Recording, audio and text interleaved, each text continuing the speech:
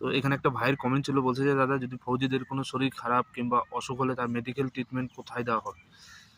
দেখো, তুমি যে ডিপার্টমেন্টে চাকরি করো না কেন, আর্মি হোক কিংবা এয়ারফোর্স হোক কিংবা প্যারামিলিটারি, যে ডিপার্টমেন্টেই হোক না কেন, সব ডিপার্টমেন্টেই কিন্তু তোমার হসপিটাল আছে, ঠিক আছে?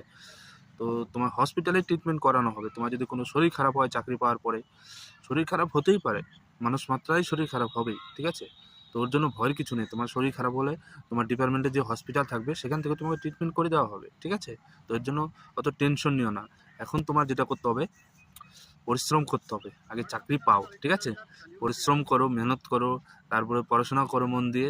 দেখবে তুমি চাকরি যখন পেয়ে যাবে, সব ধরনের ফ্যাসিলিটি তুমি ফৌজ থেকে পেয়ে যাবে। খাওয়া দাওয়া থেকে শুরু করে ক্যান্টিন ফ্যাসিলিটি, মেডিকেল ট্রিটমেন্ট, তারপরে তোমার প্লাস তোমার ফ্যামিলির মেডিকেল ট্রিটমেন্টও কিন্তু তুমি এই ফৌজ থেকে পেয়ে যাবে, ঠিক আছে? আশা করি বোঝাতে পারলাম। ভিডিও যদি ভালো লাগে অবশ্যই ভিডিওটি শেয়ার করে দিয়ে। জয় হিন্দ।